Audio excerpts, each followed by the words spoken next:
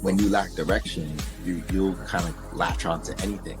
And a lot of the things that they're latching onto are the popular stereotypes. So you ask a lot of young men, what do you want to be? What do you want to do? What did they say? I want to be a rapper. I want to be a ball player, right? I would say, you know, when I come on here, we always talk about social determinants of health. And so for me, it is what else is happening in their environment that is exacerbating whatever challenge is already there. What is up, everybody? It's Dr. Vibe here, host and producer of the award-winning Dr. Vibe show, the home of Epic Conversations. And I'm the host of Epic Conversations 2018 Best Podcast Innovation Award winner, given out by the Canadian Ethnic Media Association, and 2020 Best Podcast News Award winner, given out by the Canadian Ethnic Media Association. I also co-host and co-produce the only online show in the world for dads, fathers, and male caregivers. Being part of that team, we've reached out directly and indirectly to over 400,000 dads, fathers, and male caregivers around the world. So as always, I like to say you're blessed, highly favored, a magnet for miracles, and a solution for someone's problem. Well, one of my all-time favorite songs is by a gentleman named Kenny Loggins, and it's called This Is It. And it is, this is it. It's happening tonight. So unless you have your head in the sand, there is a pretty big event happening tonight. It's called the presidential debate between Kamala Harris and 45. And I think if you're here tonight and you're catching this live, I think you're catching something very unique, because we have a North American conversation, Canada-US conversation, live takes on tonight's debate. So before we go any further, I'm going to get people up one at a time. So I'll put that up there.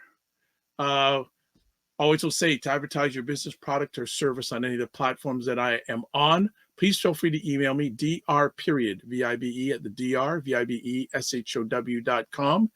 And that is one part. And I got one more thing I want to put up here. So I've got to find it. So just give me 1 second. I'm trying to find it. Here we go. Why can't I find it? I can't find it. Well, you know what? Oh, subscribe to the Dr. Vibe show. I don't need to have the lower third up. I've done it so many times. So subscribe to the Dr. Vibe show on YouTube and hit the notification button so you can get us more and more subscribers, and follow the Dr. Vibe show on Facebook, Instagram, and LinkedIn. So let's get this here.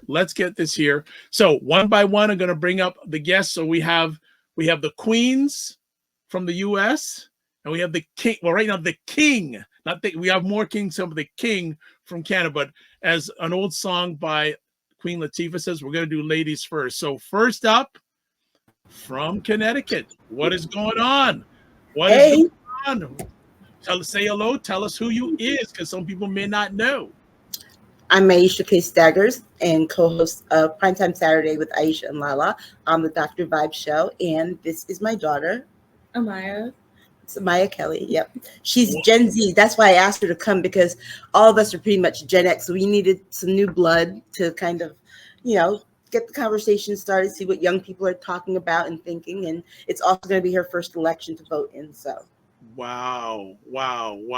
Okay. Next up, the real estate queen, international queen. What is going on? Oh, I'm ready for this. I'm so ready for this. I'm still thinking to myself, is he really going to show up? Is he really going to stay on stage? We don't know. Stop it. He's going to, I think he's going to show up. Yeah. Well, we know what he's going to say.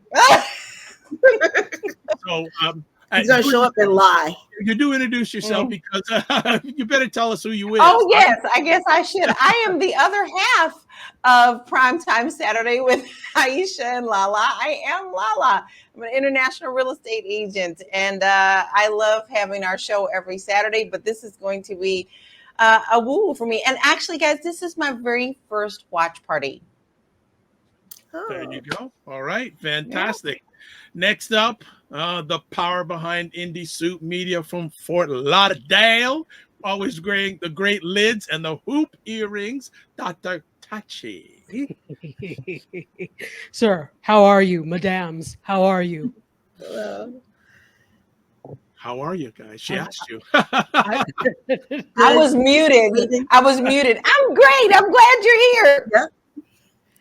I'm happy to be here. I'm really, really happy to be here. Thank you for having me and asking. My pleasure. We're looking forward to it. And so far, the only king. So let's go north of the 49th. Ryan O'Neill Knight, my co-host of the Morning Vibe. What is up? You're on mute, my brother. Oh, I got I was gonna say, let's get ready to rumble. So I am so excited for this, and I'm so glad you're able to pull together this amazing panel. I'm just honored to be part of it. I watched Primetime Saturday, and as Dr. Vibe mentioned, I am a co-host with him on the Morning Vibe on Mondays and Fridays at 9 a.m. Eastern. But I'm also the executive director of the Afro-Caribbean Business Network. So we support entrepreneurs of African and Caribbean heritage. And an entrepreneur myself, I run a social enterprise called Detailing Nights, providing mobile, waterless car cleaning. But today I am just Ryan Knight, here to give my thoughts and views. Watch Donald Trump stick and move. We'll see how he does as Kamala throws the kitchen sink at him. So yeah, this is gonna be like Foreman and Ali, right? Rumble in the jungle. So we're wear out with those questionable truths, he'll call them questionable truths. All right. And now I can put it up officially. Please subscribe to the Dr. Vibe Show on YouTube and hit the notification button, and like the Dr. Vibe Show on Facebook, LinkedIn, and Instagram. So, folks, we got about 8 minutes. Thoughts, comments before we see this craziness. So for people who are watching, I'm going to put the ABC.com feed on their YouTube in the main screen once the debate starts. So we've got about 6 minutes. Any thoughts before this happens?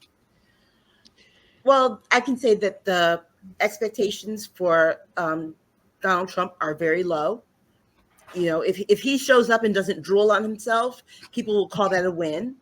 And the expectations for Kamala Harris are super high.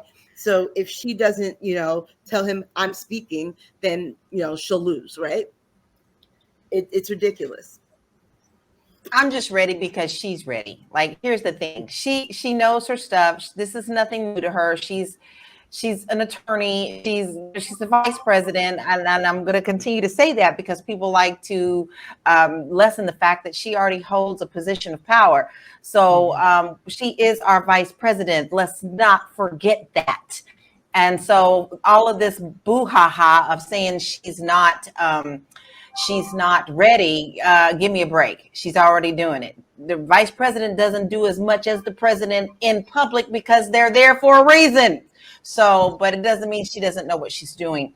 And honestly, I don't think anybody, I don't care who you are, I don't think anybody is ready to be the president at all, because once you get up there, you think you are, but then when you get there, you find out that things are not exactly what you think they were. And sometimes you have to backtrack on some of the things that you promised, but you're not ready unless you've already served that. And we already see that Trump was not ready to serve that and was awful at serving that. So that's my point.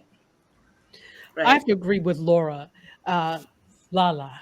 And I also agree with Aisha in terms of what's been said, that who is really ready when it comes to that. I think that that women of color, particularly women, and then women of color, and then particularly Black women, are held to a higher standard when it comes to holding public office, regardless of any experience that they've had beforehand, because this was not the discourse when he was running for president and the first few times. And he had no experience except being on The Apprentice, and that does not qualify you to run a country. But this was not the discourse. It's the discourse now because she's a Black woman. So I'm interested and ready to see a good debate between people, or at least one person. That's boy. Well, I'm watching this to see, and I always love watching the Trump pundits, how they spin things. So can Trump create anything that sticks and creates reasonable doubt in people's mind about VP Harris? Because a lot of times, you come into these situations, and he's done it before. I mean, he railroaded his way into the nomination in 2016, and same thing this year. So him being able to create doubt in the minds of voters for his opponents, he is a master at this. And again, you might not like him, but his charisma to get people on board with his questionable truths is very efficient. So I'm curious to see what tactic his team has come up with for this debate to get something to stick, because the current attempts I don't think have been working. So I'm curious to see what they've come up with. And I'm sure he's going to come right out the gate with it. Some sort of nickname, some sort of policy that she has that he's just going to keep on her belt. So I'm curious what their attack plan is. Well, you know, Black women already have a prayer warrior chain going. My mom just texted me a prayer for Kamala. Yes. Oh, nice. Listen. Yes. Calling on the ancestors to manifest on this planet and in this land at this moment in time, be with this woman, Kamala Harris, one born of the melding of cultures, one steeped in a belief in humanity and dignity, one daring to lay bare her vulnerability to safeguard our democracy. Wow. And to your prayer warrior point, you know, this is what Black women do, right? Black women are prayer warriors. And yes. What is the saying? What is the scripture? If God be for ye, who be against ye? Right. And that honestly, I think faith will play a big role here. Not just faith in the individuals debating to lead or to debate well, but faith in terms of what people are bringing in terms of beliefs to this whole thing. It's playing a major role, and I think it's going to continue to play out. But she's covered. Yeah. If nothing else, she's covered. And what we're going to see tonight is a debate between a human and a heathen. Oh, geez. That's all it is. But his supporters do not believe that. When you talk about faith, they have put all their faith in this man as if he is some sort of God that can save them from the poverty of the Midwest. I don't know what it is exactly that they make the connection, but he's been able to create this following. And as much as you might not like what he says or like him as a person, he's figured out a way to create a following that got him elected and almost got him elected the second time, because more than ever, people were voting that year. I think they broke records on both sides. Luckily, Biden was able to push through, but he has a way to get followers. So I'm curious what messaging he has for his base to really get them amped up. Because remember, if they stay, I'll say complacent, then Kamala will railroad him. But if he can get them hype, then she is going to have some trouble. Okay, just going to interrupt for a quick second. Want to say comments here. Laura Lynn Joyce. Oh my goodness, Dr. Tachi. That's Birdie Lynn. What's going on? And number one supporter of Primetime Saturdays in the house, Jen Myers. So there we go. We're back. So I know there may be so many people that some people may get pushed out of the screen because of the configuration, but we'll be able to hear you via voice. We're down to less than 2 minutes before it starts. Any final comments with 2 minutes? What does Gen Z have to say about tonight? Yeah. I mean, I guess I feel like everybody like in my generation kind of knows that Kamala's gonna do a good job. I don't think like we don't have like very high expectations for Trump anyways, obviously. So I feel like we know that she's gonna do a good job and like stay on topic regardless of whatever he tries to talk about. Well, he may pull something out. He's done it, but he's pulled some fires out of the hat before. Yeah, but I mean, look, only thing she has to do is ask him about childcare, because that answer that he gave last week, childcare is childcare. What was that? What was that? We know childcare is childcare. It's expensive. One thing I think that he really, when we talk about it, like the attorney speak, right? The burden of proof lies on the prosecution, right? And he has a lot that, and if we look at his side as the prosecution, he has a lot that they have to really place the burden of proof on. He or the burden of proof is with them rather. He has not been doing a good job. You should have said, why don't you go ask him? Like, Biden. This guy's talking about Biden 50% of the time. Oh my God, the amount of times that he repeated himself is like, dude, if you're trying to convince people that you're not old, you're doing that. That's like, it's like sometimes, my grandfather's in his 80s, he's 89. And, sometimes he'll ask you a question and then half hour later, he'll ask you the same question. And, that's what happens as people get older. Hell, there are times where, I walk into a room and I'd be like, what was I saying? Oh yeah, I forgot. Okay, and then start talking and like, wait, why did I come in here? Mm-hmm. So if I'm doing that at 50, imagine what he's doing at 79.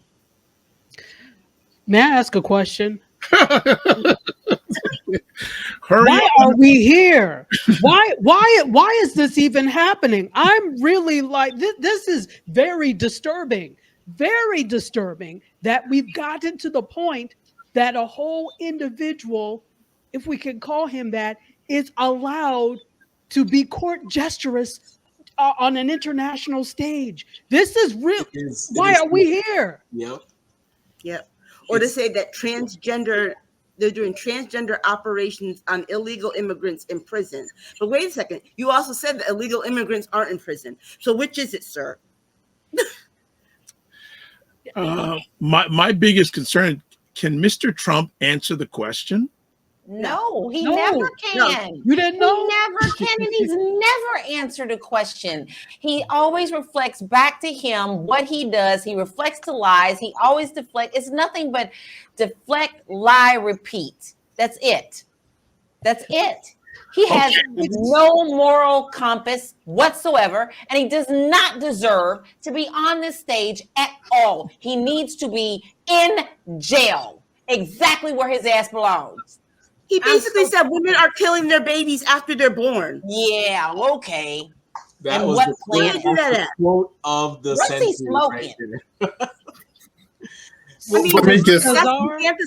I know you have something hyping up his base. He came on to yell and get his base hyped. But Caesar, good to see you, brother.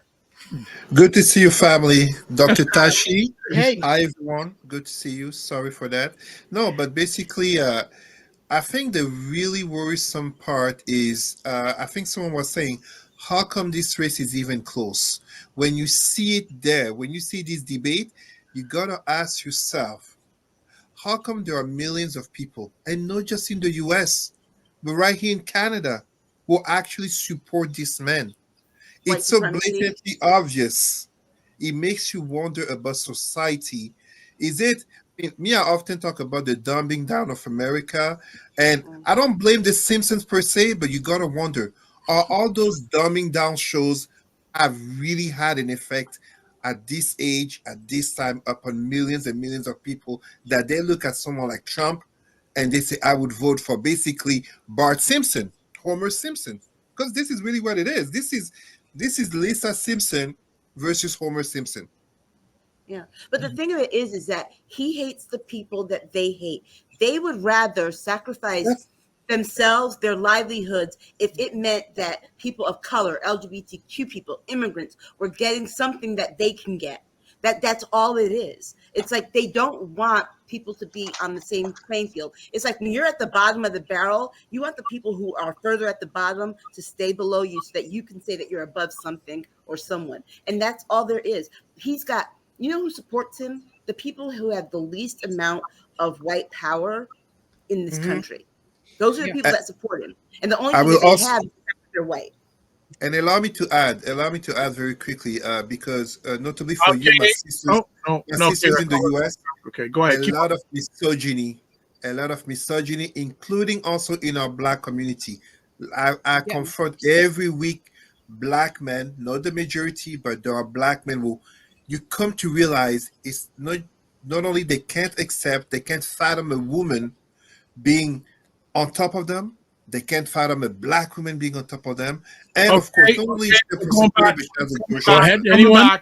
Okay, so quick fact check. The Central Park jogger is still alive. Can we just say that? He's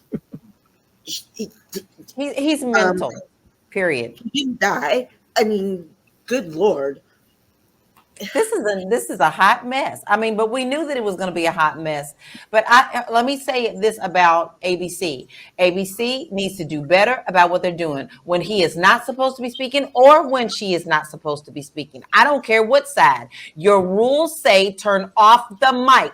Do not continue to let him or her, if they cross the line, be continuing to talk. You can't do that. I'm tired of this media giving legs up to him because it's always in his freaking favor. And they're giving him more than the 1 minute to rebut that they're supposed to allow. He's gone on for like 2 and 3 minutes on some of these tangents that he's been going on. He needs the time. He needs that time. No, but if I'm not mistaken, I did read somewhere that if there was significant conversation that was going on, they would reopen the mics, unless I missed that. But I did read that was something that they were going to allow. But he wasn't getting significant conversation. No, he wasn't. Anything that's coming out of his mouth is feeling. And so if they feel it's going to be something that can become a soundbite, they will let him talk.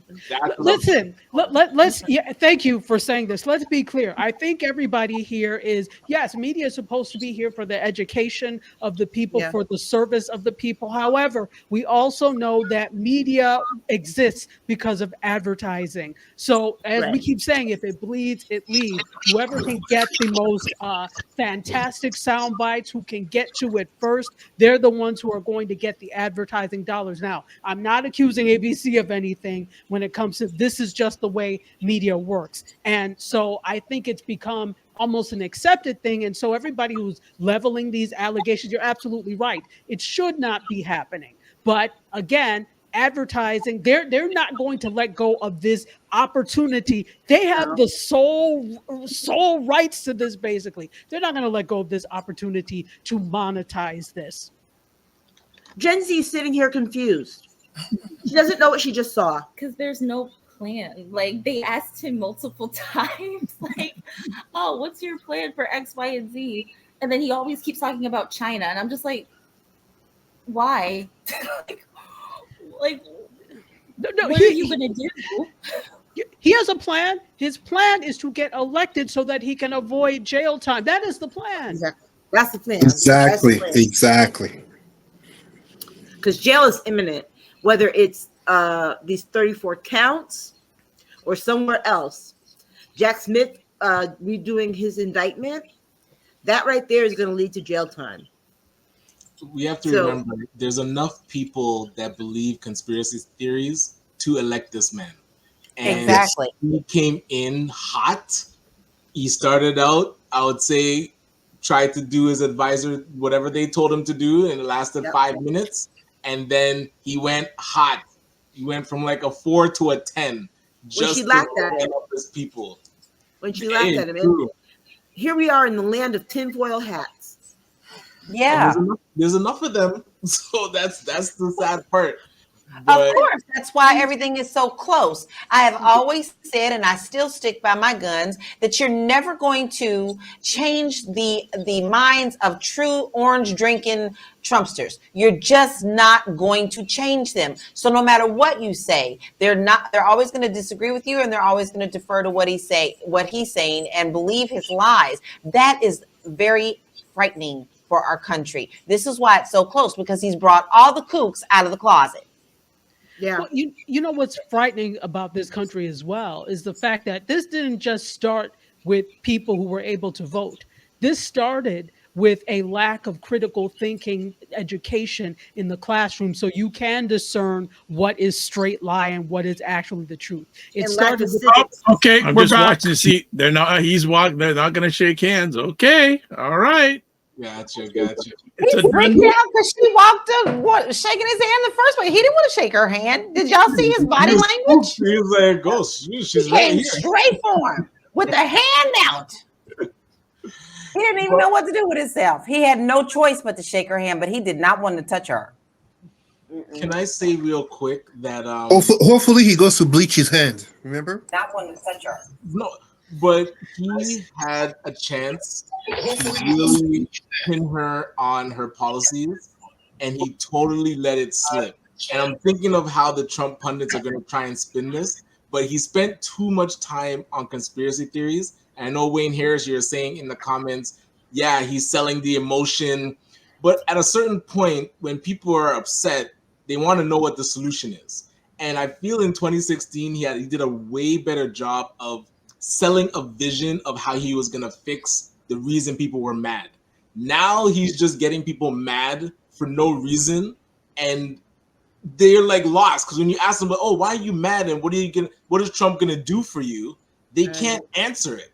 So he's leaving people really lost. And I feel sorry for the pundits that have to go, that are doing their reviews right now and that are going to be on the news circuit tomorrow trying to defend this performance, which it wasn't even off the rails at some points. When you started talking about people eating the cats and dogs, I was wondering, what gumball cartoon am I watching right now? Well, you said the thing about him selling emotion was different in 2016 versus afterwards. Well, the thing that was different in 2016 was that he didn't have a 4-year record of having been in power, that people can say, wait a second, we remember this. Don't try to make us. It's like he tried to whitewash, or, it's kind of like Men in Black when they hold up the pen and say, forget the last 4 years. My 4 years. Yeah. That's what he's trying to do with people. And that is why his people have bought it. It's kind of like a brainwashing that he does at his rallies. And there are triggers, there are words that make them forget the hardship that they suffered, make them forget the pandemic, the shutdowns, all of that, and just focus in on the things he wants them to focus on. Okay, so but you don't have to convince crazy. Crazy's always going to believe crazy. Go ahead, Wayne. So again, apologies for being late. I told Dr. Vibe that I was 2 other events before I got to this one, but you guys did a great job looking at the chat. It was just fire, just watching what was coming through. Who thought Kamala won the debate? If you raise your hand, please. Yeah, absolutely. 3. I would say so, and I wasn't expecting to. I thought he didn't come with any plan. And sorry, I'll let you finish debates are not about plans. Debates are about not even explaining your position. The debate is to poke holes into the other person's position. So the question really becomes, if you look at the art and science of debate, did her facts, from her perspective, her truths, outweigh his truths to those people who are in the gray area? So those who are going to vote red are going to vote red, regardless of whether he's there or he's not. Those who are going to vote blue are going to vote blue, whether she's there or not. It's the undecided middle, the purples, so to speak, the people on the left who are close to center and the people who are on the right who are close to center. Did either one of those sides get swayed by what you saw here tonight? And we're going to know very soon. That's all I was looking for, is did he say anything that would get someone who is blue or purple to go red? Did she say anything? I think so few of those people exist, really. Honestly, people who are saying that they're undecided, people that they've been polling who are undecided, 99% of them are lying. Let's be very clear. We've lived in this country where both he and her have existed in public office for the last 8 years, okay? So they're lying if they say they're undecided. That's point blank, period. There are what I think you get when you see these polls and these panels of people who are undecided, you find out afterwards that the people already are in the hole for somebody. Like one guy that they have on the biracial panel of undecideds, he's running for Congress as a Republican. It comes out afterwards. So people are being very disingenuous when they say that they're undecided, I think.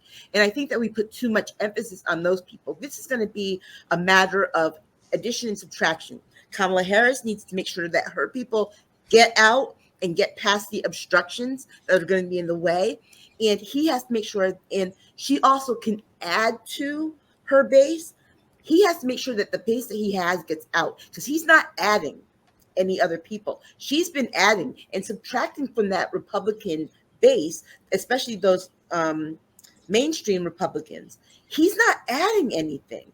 So all he can depend on is that 75 million people that came out before, and he's pretty much probably lost about 12 million of them already.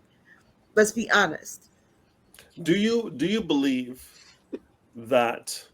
I'm with you on the fact, because I remember in 2016, and also for both Obama elections, that people said one thing to the media and said one thing to the polls and then did another. And there was a group of, I think the demographics were white women and white men who said they were going to go blue, and they all went red. Okay, and everyone was shocked. I think that nothing's going to change for this election in the fall. The key here is, do the Democrats have, they pull out the vote and the middle, the black vote, and they go get people registered and they do all that stuff and they rally the troops, and they usually win when they do all that, and then they forget about the people who got them there for 4 years and they come back and ask again. So are there enough people, and the Americans, please help me out, are there enough people in America who have seen this okie doke before that will fall for it again? And is that okie doke a real thing? Because from the outside looking in, it seems that the black vote is depended upon, and you're not black if you don't vote for me, and all that stuff with Charlemagne the God, and then 3.5 years of policy for those who are black and blue in the United States. Did they do anything for you other than give you Juneteenth in the last 3.5 years? Yeah, so a lot. Yeah, absolutely. See, the thing is, I think we have to remember that this is not just a country of blacks. And so what happens is you work on enacting policies that help large groups of people that will then by default also help black people. We have to remember where we are as well. It is not so cut and dry, and it is not so simple in my opinion, and from what we've seen, it's very complex. And I don't think that to hold anyone to task when this country has been in existence with the same institutionalized policies for 200 plus years and expect somebody in even 8 years to fix it, I don't care who it is, it's almost impossible. So we're up against a lot. And here's the thing. Yes, I do think that there is a lot of kowtowing to Black communities, also to communities of color when it comes to wanting the vote, definitely. And then maybe some of the things are not fulfilled, but it's not just on elected officials. What are you as an individual, as a citizen doing? Because it's on us too. So we're so big about talking, oh, well, they didn't do it.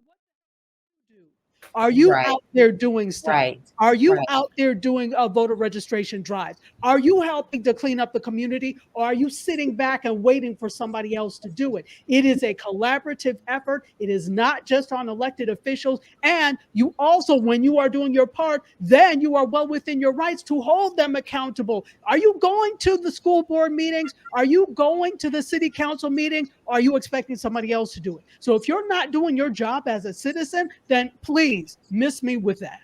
Okay, perfect. But So one more thing though, real quick, because Dr. Chacha, you just brought up a very good point. And I think that's the misunderstanding that people in our country have and people outside of our country have, is that the presidential election, it matters, but those down ballot races are so critical. People who didn't show up in 2022 because it was a midterm election, that's what flipped the House red. And that is, and remember, the president, first of all, we know what the vice president does, but they are responsible to the president. The president can only do what Congress signs and agrees to and hands to him or her. And let's be very clear about the things for Black people. Joe Biden, there are over 100 executive orders that are specific to Black people. If you read them, the problem is that most people Joe Biden, they don't do a good job at promoting them, but most people also don't do their own research and go check the government website and say, hey, what executive orders did he sign this year? Let me see what he did, et cetera, et cetera. But then the other question becomes, well, what do you do for Black people aside from sign the stimmy check that Nancy Pelosi got for you in the first place? Right. So to my point, it's not really my point. It's really Dr. Claude Anderson's and Powernomics point, where he talks about you have to take care of the economic base. I think Ta-Nehisi Coates also said it, that going down the political path versus the economic path was kind of the miss during the whole civil rights movement. That if we focus on controlling who the sheriff was, who the DA was, who the city councilors were, by having the economic footprint in their writings, where they would have to create policies to take care of us at the grassroots. It's almost, I'm not saying the rest is going to take care of itself, but because that foundation is there, because we have a sheriff that's going to put in policies that are not going to police us in a way that are going to be counterintuitive to our best interests. Once you build that up, you start building a base. Now, for those remember, of us, we tried that. They burned those towns down. oh yeah, Black Wall Street. That's the other part, is that we have to remember the other side of it, is that when it did happen, what did they do? They burned the towns down, or they destroyed them. Like, Right. you look at Mound Bayou, Mississippi, that was that was the only thriving Black community in the state of Mississippi, had the only Black swimming pool. What did they do? They built up everything around it after they ended segregation. And so the people ended up leaving, and the town is pretty much barren now. And we know what happened with Rosewood and Tulsa and all that other stuff. So right. So again, I want to focus on the last. The Civil Rights Act came into being 1 year before Cesar I was born. is next. Yeah, so I'm thinking about in the last 60 years, not 100 years ago. Important, relevant, yes, but I'm thinking about what's going on. Honestly, not even the last 60, in the last 30 years, where you can see those economic bases being created. The modern day Black Wall Street and where they are. I know Atlanta is a great example of that, but where else are there opportunities like that in the United States for Blacks? I know you guys have opportunity zones and different things like that, and depending on who you talk to, you have to know what those things will do for and against you. But when listening to these guys tonight, getting back to the debate, I think that there's a large portion of people in the United States that believe tonight's debate matters more to them than it actually does. And that's the scary part of this whole thing. There's people who believe that Kamala, if she did a great job, or Trump did a great job, that somehow, Reaganomics is going to trickle down to their lives and make their lives better. And it's not, because last I checked, a lot of the stuff that these guys are talking about are controlled at the state level, right? Including now Roe v. Wade, right? So the state and what goes on in your individual state is paramount to your ability to improve your life, not the presidency. And I think this is something that I don't know who's going to say it to the people, but it needs to be said. Cesar, okay, I got it, Cesar. Thank you. And great questions, Brother Wayne. But I have to jump in from a Pan-Africanist lens, but also from the 20-something-year-old, late 20s that I was, who was part of the International Volunteers for the Obama campaign in 2008. And I gave you the example of right here, Ottawa, capital of Canada. So many Black people in support of Obama. And you know what? When came the time to be on action mode, go to the States, volunteer for a weekend, we were only 2 Black people among so many white people. We were only 2 Black people, me and Rochelle DeCoste, a community leader here. Only 2 Blacks. When Dr. Vibe knows him, I mean, all the people in Canada know him, the current Prime Minister of Ontario came to Ottawa before he was elected, Doug Ford. I was the only Black community leader who went to meet him, challenge him, question him regarding the black community. So your questions are absolutely valid, but this is where, and I'm sorry, I'm going to use that term, the miseducation of the Negro comes into play. Because in order to continue to oppress us, it is purposefully wanted to keep our black people disinterested in things that truly matter to them. You gave a very good point in terms of, yes, presidential elections, but the real difference in most people's daily lives is who's the mayor, who is the city councilor, the area where you live in, the neighborhood, the garbage pickup. I often remind people, I live in a nice street, it's clean.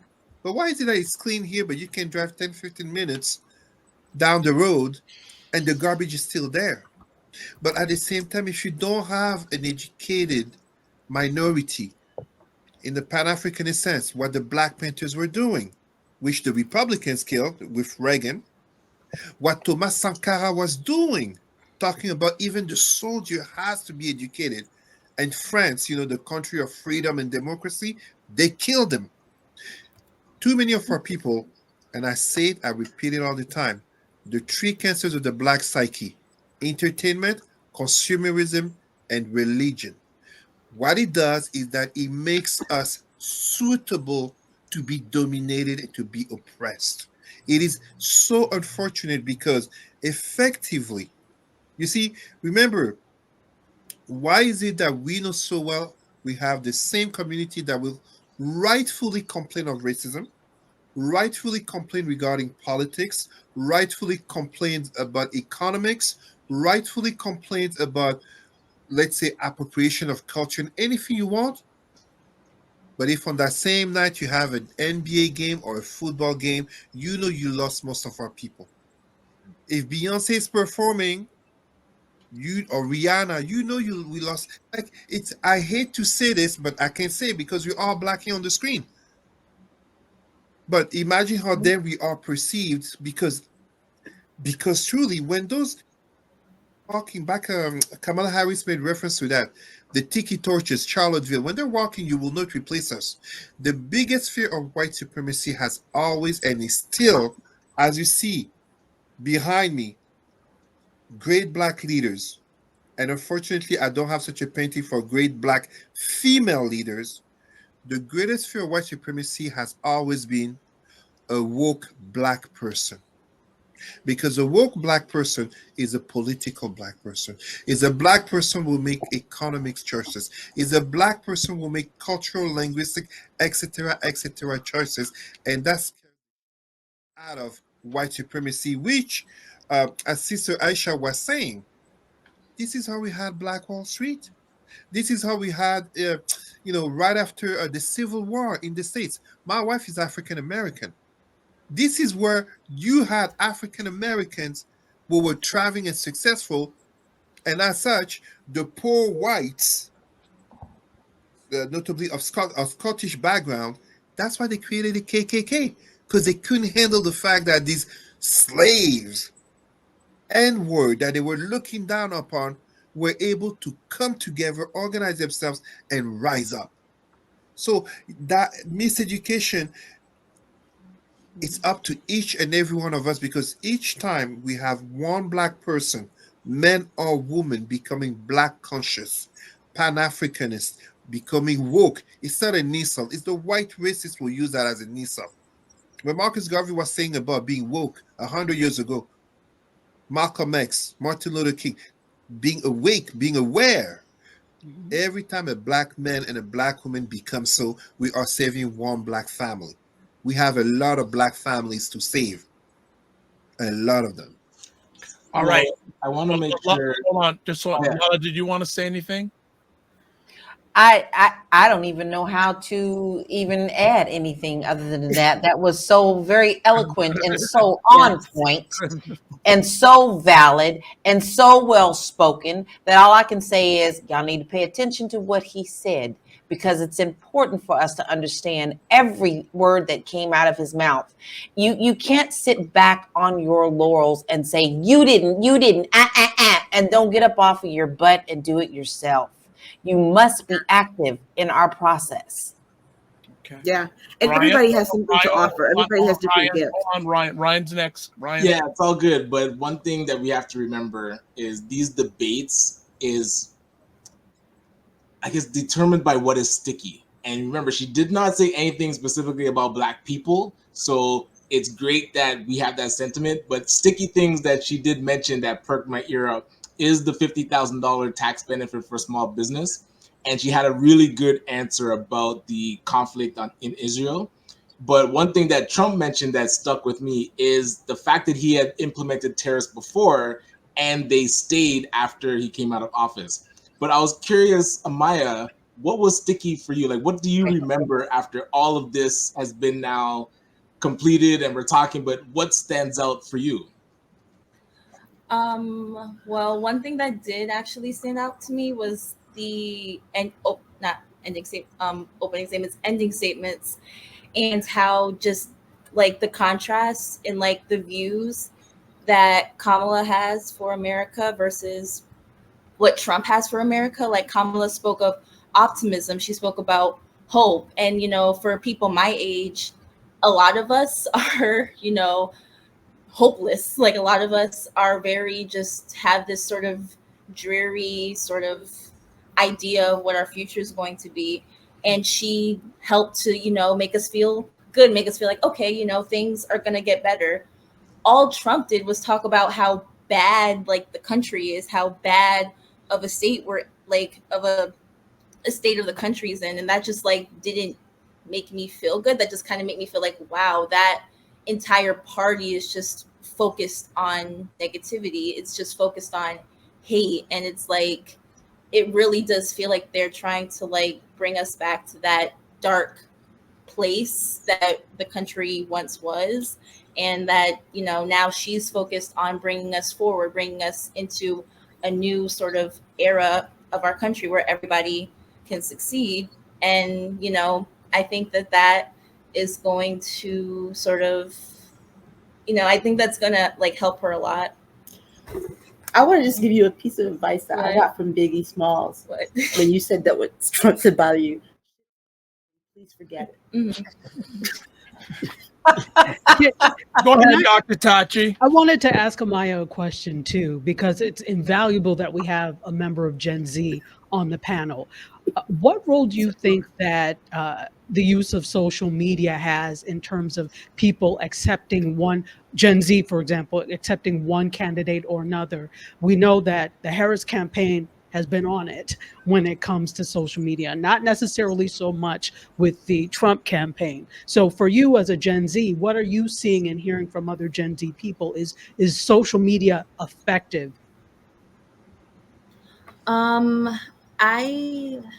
I think it definitely is, because that's all my generation kind of knows. It's all we've been exposed to. I will say, however, for like me personally, I've started to kind of like pull away from some social media, just because like so much of it can be like a detriment. Like you can see like even on like X, like the way Elon Musk has now like completely changed his platform. It's like now conspiracy theories are like completely taking over, like, and no one's really challenging it. And like to like a point that was mentioned earlier, a lot of that has to do with miseducation and people not like taking the time to actually do their own research. They say they do it, but they really don't. They just listen to other people who've already done the work for them, and don't like go back and say, oh, like, let me fact check that. Let me see if that's actually true. Like that was literally what I was doing, like when the debate first started, and he was like talking about abortion in West Virginia and how like it's legal after 9 months. And I literally just did a quick Google search. I just said abortion in West Virginia and it's completely banned. Like there's no exceptions. And so I know that for like people in my generation, social media does help with that, because it does offer people the opportunity to like fact check and say like, hey, that's not actually true. This is what the truth is. It's just sad that a lot of people have now sort of used it as a way to make it a complete echo chamber, and no one's actually sort of using it for good, using it the way that it should be if we want to get people engaged and get people out to vote. Yeah.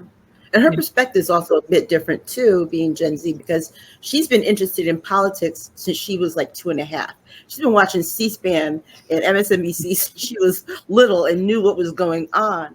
So, I think it also too is earlier we get our young people engaged, the more active they're going to be in politics, because we don't have civics education in the US anymore. Yeah. They said that they were folding that into, it used to be a separate class. When my mother was in high school, it was a separate class you took. And in the early 80s, late 70s, early 80s, they folded that into US history. And now it's reduced to a paragraph in a textbook. And like for me, I didn't actually, my earliest like exposure to like actual like full on civics was I had to take an AP government class when I was a sophomore in high school. And that was my only sort of exposure I had to civics. Other than that, it really was sort of like my mom said, like roped into US history, but you didn't actually get to like fully understand like how laws work, how laws are made, like the entire structure of our US government. And I think that's really important for a lot of people to like learn, because like I'll like look on like social media and a lot of people my age talk about like, oh, why didn't Biden do this? Like he can just sign an executive order. And like I literally want to go like, that's not how that works. It's like, not only is that not how it works, but it's like executive orders do not last, because once a new president comes in, they can just immediately write it off and then it's not. That's why the importance of like actually making laws that like will stay laws is important. But a lot of people don't know that because there's no education about it. I want to ask everyone here, I'm going to do a roundtable thing. On a scale of 0 to 10, 45's performance. Without bias. If his objective was to yell as loud as he can, he gets a 10. If his objective was to poke holes, like Wayne was saying, in VP Harris's campaign, it was a 2. He didn't get his base, I don't think, to understand why her policies are bad. He just went sideways for me. Anybody else?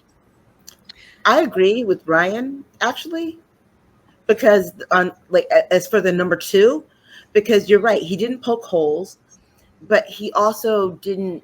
He lied. That's I think that's the other point we have to make. He lied for 90 minutes. Where was anyone surprised that ABC fact checked in real time? I was very surprised. Yeah. When they did I was happily surprised. Yeah, is this a thing? Are they doing this? You know what, though? I think there was a lot at stake there. If they did not do that, we would have heard it all about it tomorrow morning and beyond. So I think it was within their best interest to go ahead and do that, the live fact checking, even though it was light. It was within their best interest to do it for the good of the station. I would also add that if we are truly honest, CNN did not do Joe Biden a favor in that last debate. So ABC, and to be quite honest, even before that, when Trump had a town hall with I can't remember her name. Kate Collins. Yes, Kate Collins. Exactly. So Trump, when you're asking about his performance, I'll be honest, he did 10 on 10. Yeah, he did 10 on 10 for his MAGA people, because as Wayne was saying, we are listening to someone as Kamala Harris expecting rationality, and even when she gets emotional, we expect coherence, we expect facts, we expect that she makes sense. She doesn't have that room where we are just going to swallow her lie and applaud to it. Anything we she will hold her says. accountable. Right. Trump functions by a different set of rules, truthfully, for decades. I mean, I always say it, isn't it amazing that you have people in the US Army, and we know how the Army in the US is such an institution, but you have people who have been military and who are veterans who are rationalizing, basically doing mental gymnastics to support someone who is a draft dodger. That should be a red line right there. In the same sense as white evangelicals in the US claiming to be about the Bible and yet going to vote for a man who cheated on all his wives, including sleeping with a porn star while his wife is pregnant.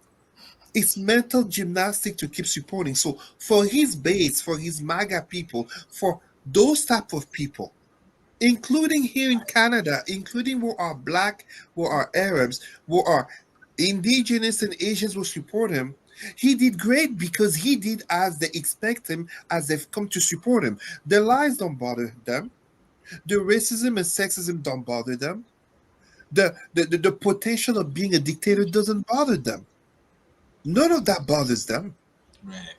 So then let me ask then, what did you think of Ms. Harris's performance? I think it was excellent. She was on point. She, like we expected her to be. But then again, look at what you just said. We know Trump's going to be off the rail, but we expect her to be so much better than what he is. So she fulfilled those shoes largely. She hit some very key points that she knew that he was not going to be able to stay on point from, and she brought some very key truths that, let's not forget, he has been, and he's a felon. So he's still getting special treatment from that. But let's not forget that he is what he is. He's always told us and showed us what he is. And she made it a point to show it once again as well. I think she did very well. I think she kept on point. And when she needed to raise her voice to the level that she needed to raise it, she did so. And she did it well. It was. Go ahead, Aisha. I think the other thing that we really have to think that's different this time versus the last time Trump ran for president against Joe Biden. This Dobbs thing, I know that there are 4 of us here that are women. This Dobbs thing is just, I can't describe to you how it's not just affecting Democratic women. It really is about healthcare.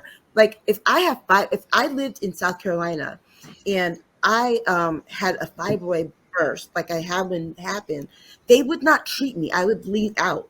And I have a very serious blood disorder.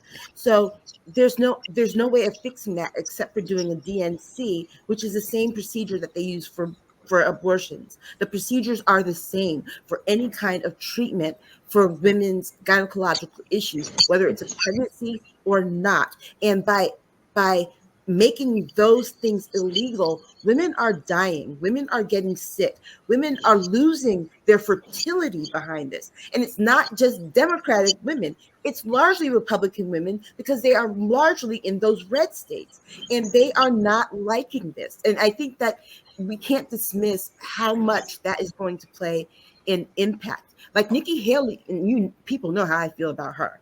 Nikki Haley was on the news this morning and yesterday saying that Donald Trump is going to lose women because of the way that he talks about them. And he also admitted he doesn't talk to his vice presidential candidate. You don't talk to him enough to say shut up about women, because he's also not doing him any favors. And the other thing too, Nikki Haley said this, is that when Trump starts to insult Kamala Harris, Republican women get their backs up. There were a few times in this debate that he was very dismissive of her. Like when he did the thing, he thought he was trying to be cute by half by saying, I'm talking. You remember that? And she didn't warrant it.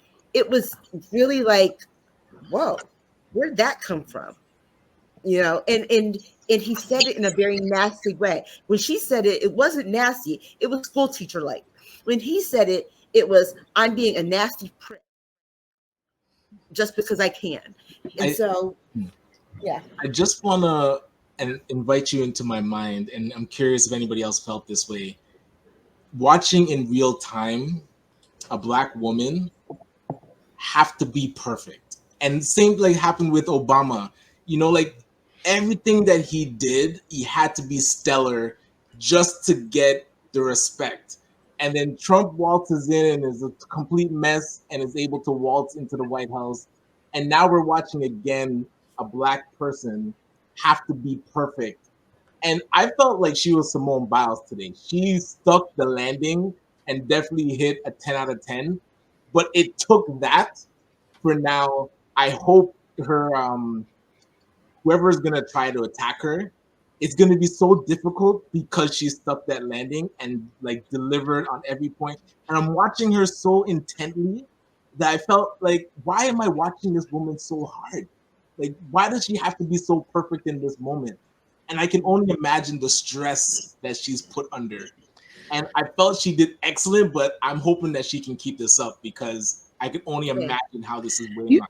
you know, and this is an excellent point because this is actually a microcosm of what we all experience in society every day. We can't afford to let guard down or not be excellent. Yet there are some people, some non-melanated people who are subpar, as we saw today, who are sub-mediocre, who are allowed to be sub-mediocre. And honestly, if I was non-melanated, I would be livid that all you expect from me is that is the best I can do. That is there was because what we're hearing today is like, well, that's what we expect from it. So there were like low to no expectations of his performance. Not that he cares about this, but that is actually a something that could be blanketed over lots of non-melanated people. The fact that you can just walk in and just be, and you are congratulated and celebrate. Oh, you did great. You did not do great. But yet, when it's us, we have to be 10 million times as excellent. And we're watching the mix. Okay, now don't let us down because the fate of the world and all Black people and Harriet Tubman is watching. The ancestors are watching you. We have to be perfect every single time. Now, it's not going to change because of this debate. That will continue to be a thing, but it's an interesting thing to watch. And it plays out in, if nothing else, this shows people, do you see how perfect we have to be and how some people are allowed to just be anyhow? Cesar. But that goes back to the first thing I said, though, when we opened this conversation. All Trump has to do to pass the bar is not drool on himself. Yeah. It looked like he was trying to keep awake at the beginning. I don't know if that was just me. Today, I was out of town and I was training I was given training in this agency. My first training at 9 a.m. was to the management team, the senior leadership team on microaggression. And you know what happened in my introduction? I told them tonight there is a woman who will be victim of microaggression and likely of racism and sexism. And they all knew who I was talking about. And this was all white women, one Asian, and one white man. But they all knew I was talking about Kamala Harris. They didn't question because she's mixed or light skin, dark skin. No. They knew Kamala Harris, a Black woman. I think it's it's a great thing, to be quite honest with you. When I say a great thing, we should never look in terms of being mediocre. But Trump, if there's one thing that I'm so thankful about Trump, one thing is that Trump has been arguably one of the best tools to expose so many of the conversations that we talk about white privilege, about systemic racism, about the very fact that this man, let's put it in perspective, my friends. Can you imagine this Black man who has cheated on all his wives? First of all, this Black man who has multiple wives, multiple kids by multiple wives. He cheated on them, porn star, fraud, bankruptcies, and he could be the ticket of a party. Right. You can't imagine that. This is the same America, but really the same world in which, and I'm not a fan of her. I'm not a fan of Hillary Clinton, but I truly say it. She was the best candidate for that position in 2016. And yet, because she was a woman, even among white women, majority of white women voted for Trump. So it tells you how little someone as Trump had to do. Even though I'm not a fan, and I mean, I'm too young, but I was a kid in the 80s, I can't help but, again, what would Ronald Reagan think of Republicans right now? Not his kids, Ronald Reagan of the 80s. What would he think of the Republicans right now? Because what we end up seeing when we have someone like Dick Cheney, aka borderline the Antichrist, Darth 20 Vader. years ago. When we have Dick Cheney clearly saying that Trump being reelected is the biggest threat to America. When we have George Bush, the last Republican president, claiming that he's not taking any side, aka he's not voting for Trump. It tells you volume. So when we have Kamala, rightfully said by Dr. Tachi, it's not so much that the ancestors and the whole black community and the whole world is like hoping she doesn't fail. She has no choice but not to fail. Because any failure would not have allowed her to be where she's at. When any of us on the screen here, professionals as we are, from Dr. Vibe to Ryan to Dr. Tachi, any of us on the screen right now, including those commenting, as notably I have one of my mentees, Kiana Mahmood here, a future doctor, Dr. Mahmood at the end of the year. We, because of the color of our skin, in order to succeed, are not allowed to have that misstep on the stairs of success. Because that little misstep, that can even be a traffic ticket, can come back to haunt us in painting us in such a negative portrayal. Dr. Vibe, remember on Sunday when I was talking about the 14-year-old black youth who got killed, and yet a news media painted him as being the killer? We can't imagine such a in the Georgia school shooting. We can't imagine such a thing of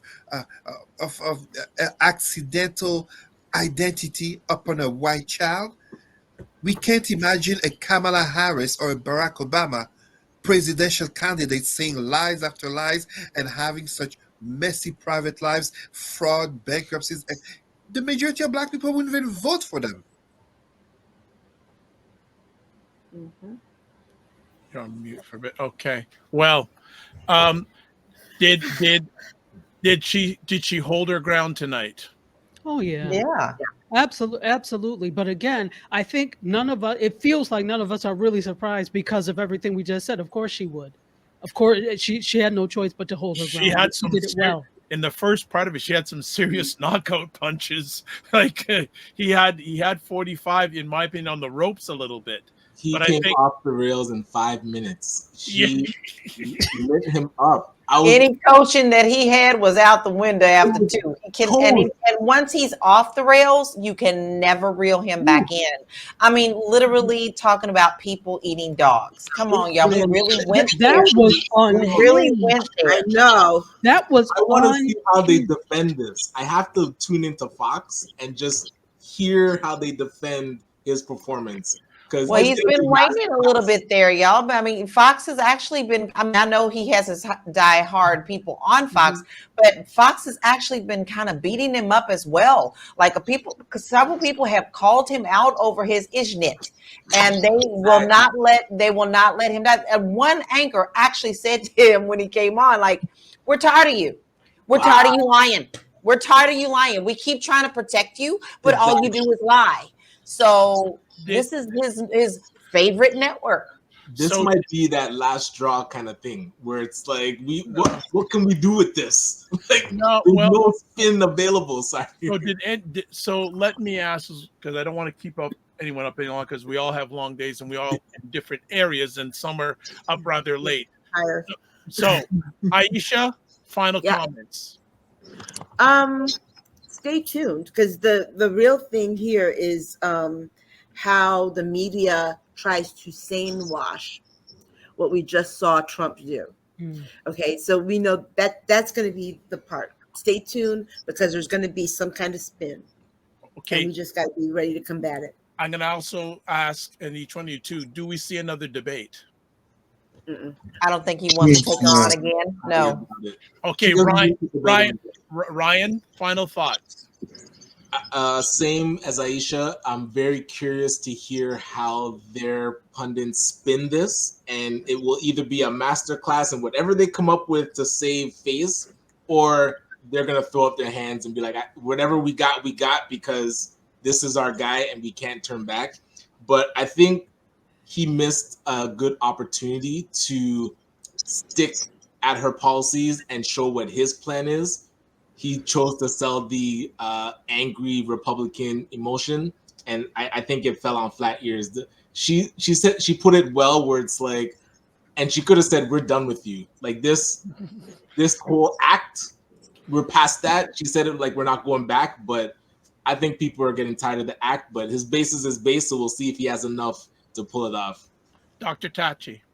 Well, they know not to ask me to run for anything, because the moment he started talking, I would be like, and scene, because it was a complete and total act. This is what, but we're not surprised, because this is what he knows. He knows television, he knows theater, he knows acting, and that's what he does. So the fact that he's made it this far is really not incredible in this country, but it's incredible. What I'm waiting to see, just like Aisha and also Ryan said, I 100% agree, but I'm wondering how much of an effect this will have on the vice presidential debates, and how they're able to pull this in and maybe make up for some of the crazy on his end, if they're going to coach J.D. Vance to really pick up the slack for where he seriously slacked.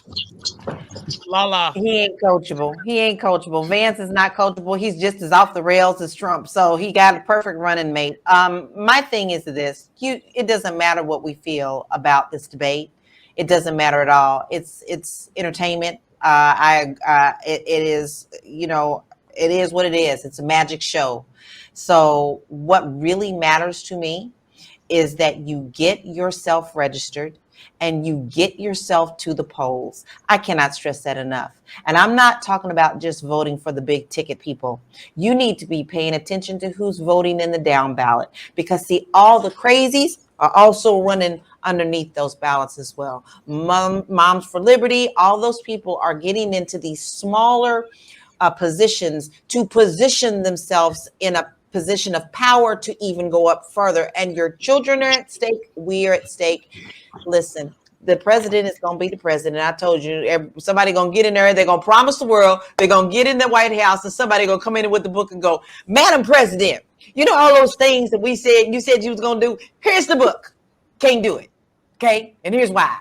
Okay, fine. But we still need to pay attention to what we do in our communities. Make sure you vote, and don't just assume that you are registered, because I know shenanigans are going on, because it's happened in my family.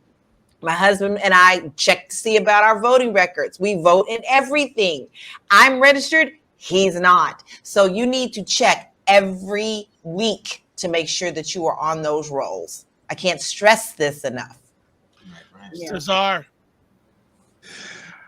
How to put it? So, first of all, as one who has done a lot of debates, Donald Trump had the advantage at the end.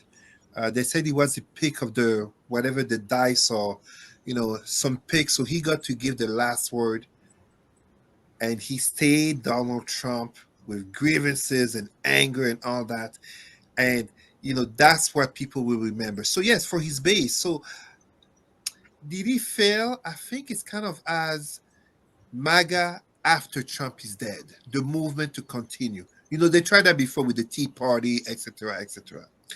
The other thing I would say is simply this: not only of whatever happens on November 5, there will be violence either on November 6 or on January 6, 2025. But I want you all to remember this.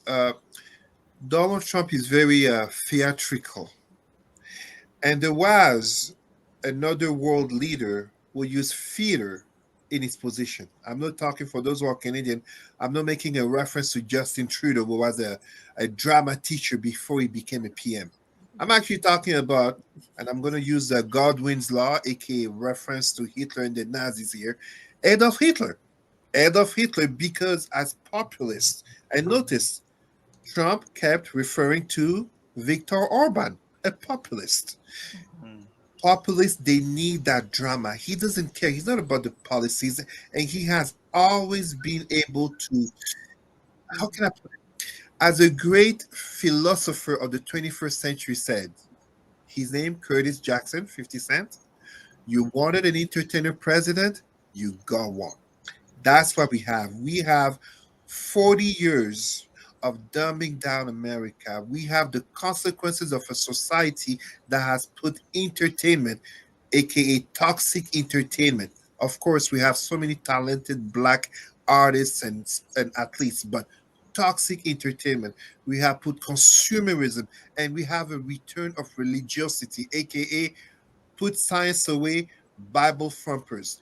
This is what has given us a man such a contradiction to decency, a contradiction to Christian and human values, a contradiction to logic, and yet this man can come back to power because we have millions of people who would rather see him in power than to see a qualified black woman with all the rightful background to be there. Wayne, you got last chat. Second last. Amaya's last. Oh Thank yes, you. Amaya's last. There we go. Thank you. Listen, our GDP is dependent on the United States, right? If America, sneezes, Canada gets a cold, we need you. 90% of our population lives within 100 miles of the U.S. border. We depend on you. So, from a business perspective, America does business with Republicans. America does other things with the Democrats. Now, I'm not saying the Democrats can't do business. Obama had a very good economy up until the wheels came off in 2008, 2009. But about tonight, my last words are this. Kamala did what she was supposed to do. Kudos to her. Trump did what he does. Kudos to him. Now, tomorrow, when you see the reports on both sides of the audience, the right and the left, when you read the media and you see what's going on, I want you to think about how much things have changed since what you talked about with the Black Wall Street and the Pan-Africanist movement and all of that, Harlem Renaissance and all the other things that we did, and how much things have not changed. And then what you're going to do in particular between now and November 5th to insulate yourself politically, economically, and socially so that regardless of who gets into power, you and yours win. Because that's what every other culture is doing. True. Regardless of who gets in, the people from the different cultures, they're going to be okay. So we need to make sure that if she wins, hey, God bless her. Right? I went to high school with her. Great. Right? Hey, one of my high school alumni, public school, Howard, HU, she went there with my sister. Great. Yeah. But if she doesn't win, do you have a plan? What's your contingency plan for regardless of who's in power at all three levels of government so that you, your family, and your community win? I think that's really what this debate showed me. That's why infrastructure is so important. That's all I'm saying. That's all I'm saying. So whoever. Maya, go ahead. Sorry, Wayne. Done. Go ahead. All right. Yep. Maya, you're closing shop. It no was so pressure. funny. I was just scrolling on my Twitter, and this right-wing dude, I don't even know who he is. He talked about the fact that Kamala needs to fix her facial expressions because it perpetuates a female stereotype. Specifically, I think he was talking about like a Black female stereotype, but whatever. But I think it's just funny that he messed up his debate performance so bad that they can't even talk about any sort of policy. They can't talk about what he's going to do. They can't talk about anything of substance. They have to resort to talking about her facial expressions. And it's so funny because I feel like we as Black people all kind of had those same facial expressions because we were just like confused. Like we were so flabbergasted at what he was saying. And a lot of the comments are from white women who are like, I don't like that. Like you're really misogynistic. You're not like this. That's not the vibe. So I feel like at this point, they're just slowly chipping away at whatever support that they have left. And I feel like a lot of those people that they're isolating are going to come out and vote for Kamala. So. Okay. All right. Well, I want to thank everybody for showing up tonight. And I also want to, first of all, I got to thank Ryan Knight for coming up with this conversation a few weeks ago in regards to, so that's why I want I'm just a fan of Primetime Saturday. So we need to have this discussion, though. We need to have this kind of discussion because nobody's having it, you know, from this perspective of across the Americas, across North America. Very good. Oh, true. Yes. So before we leave, I put it in the comments section, but I'm gonna give everyone's handle. This is where you can get a hold of Aisha. This is how you can get a hold of Lala. This is how you can get a hold of Dr. Tachi. This is Ryan Knight. This is Cesar. And that's Mr. Harris. So, family, I'm gonna propose something. Block off election night. Oh, 100%. Oh, yeah. Yeah. That would be really good. All right. Yeah, block off election night. And I'm going to just take a final straw poll. Who feels Ms. Harris is going to win? I think his base is strong, man. Who thinks 45 is going to win? I still think, I don't think she can maintain the momentum, unfortunately. I think it's going to take a lot of her followers to get more hype. They're getting passive because he's floundering, but his base is steady. So Ryan, she doesn't on need the ground, to. though, people are pretty hype. People are pretty hype here on the ground. Yeah, that's good to hear. That's good. Sorry, Ryan, she doesn't need to keep the momentum. Trump just needs to stay Trump. Okay, yes, valid.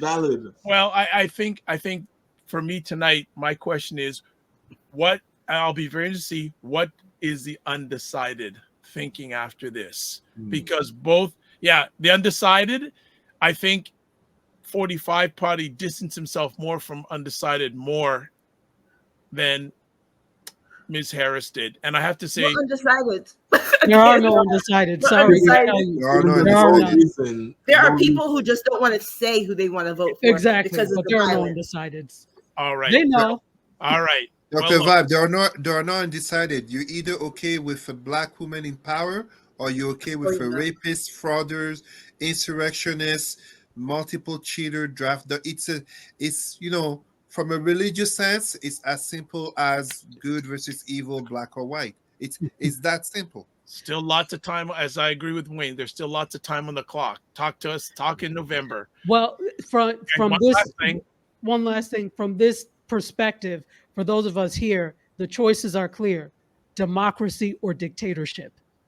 Yeah. This is the closest we've ever been to this type of thing. So it's not a game. It's not a joke.